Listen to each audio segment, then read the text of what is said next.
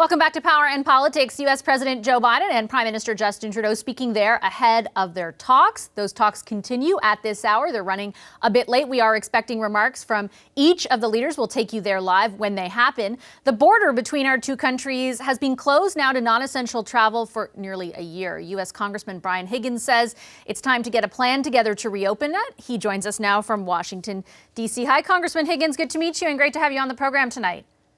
I'm glad to be with you. Before we get to your thoughts on the border, I just want to get your thoughts more generally on the meeting taking place. We're now about half an hour. The meeting's going about half an hour late. Good sign. I know that you put out a release today talking about resetting the relationship as well.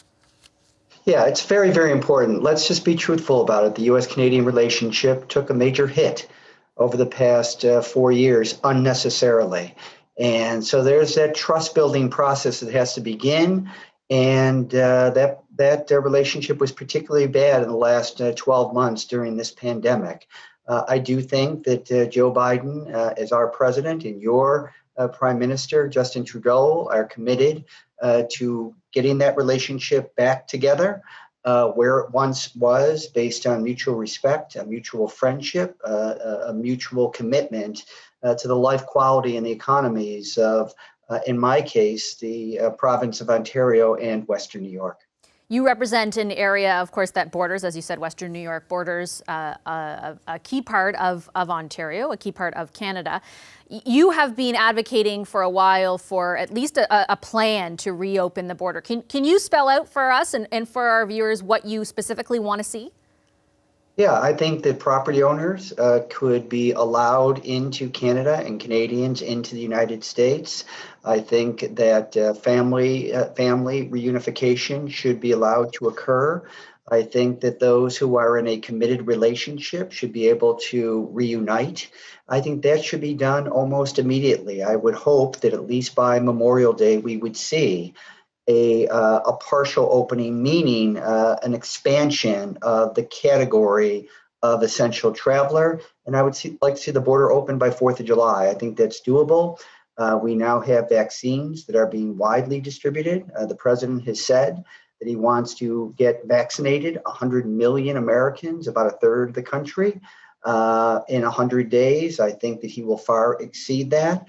I think with good relations between our president and your prime minister, we can come up with a plan that will give some people hope about being able to travel across the border, be you from Western New York into Canada and Canada into Western New York by 4th of July.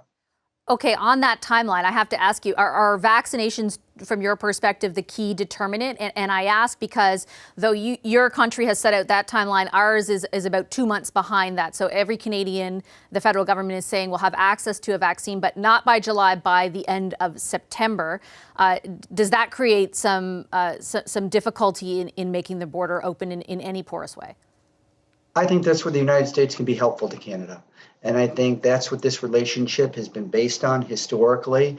You know, keep in mind during 9/11 when America was attacked and the airspace was closed in the United States, 38 passenger planes landed in Gander, Newfoundland, a town of about 10,000 people, 7,000 American passengers were greeted as friends and as family.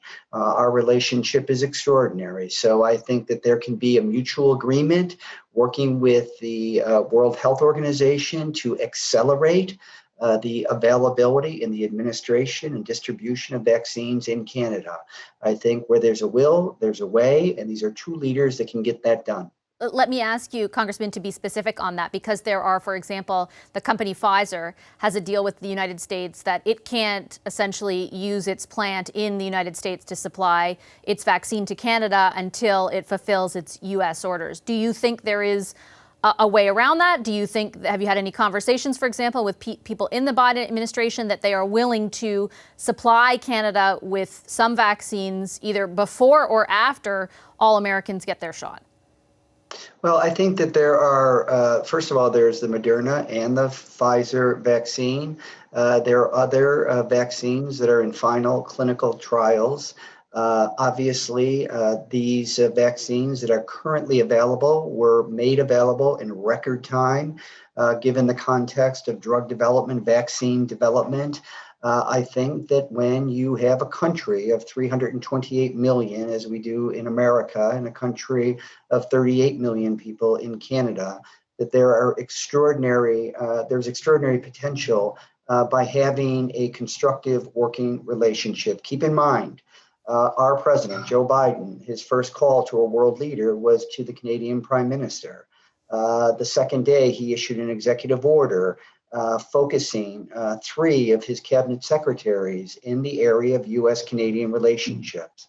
I think that anything is possible here, and I don't think that anybody else's distribution and administration of vaccines has to be compromised. I think the importance of the U.S. Canadian border relative to the economy, relative to life quality, relative to the historic friendship is critically important. And I think and I hope that you will see a message coming from these 2 leaders at the conclusion of this summit today about a bi-national commitment to get the U.S.-Canadian border open. And do you think there might be a bi-national commitment to helping out Canada with vaccines? Like, is that something that you think could emerge from a meeting today? I think that there is a basis for that already. I have had conversations with top officials in the Biden administration and the national security area. I think we have plenty of resources, and if there is a commitment to get this done, I think it can be done without compromising the best interests of both countries by working together and achieving that common objective that we have. It's very important. Western New York, the Canadian influence in the economy and life quality of my community of Buffalo and Western New York is profound. And it goes from professional sports franchises to activity at our international airport in Buffalo. 40% of those that use the airport in Buffalo are Canadian. 20 to 25% of season ticket holders for our professional football team and professional hockey are from Canada. Canadians spend $12 million a year in healthcare services in Buffalo and Western New York. We are friends. We are economic partners. And I think that both of these leaders have the ability to really change the dynamic. And as I said, but first and foremost, what had to occur, I think, is a frank discussion, which is taking place right now about what our 2 countries have been through in the past 4 years, and in particular, the last 12 months. And I think this will be the start of a new, more constructive relationship as it relates to a bi-national strategy to get vaccinated and to get that border open. Okay, Congressman Higgins, I'll leave it there. I do appreciate you making the time this evening. Thank you very much. Thank you. That's U.S. Congressman Brian Higgins. Hi, I'm Vashi Capellos, host of Power in Politics. See more of our show by subscribing to the CBC News channel or click the link for another video.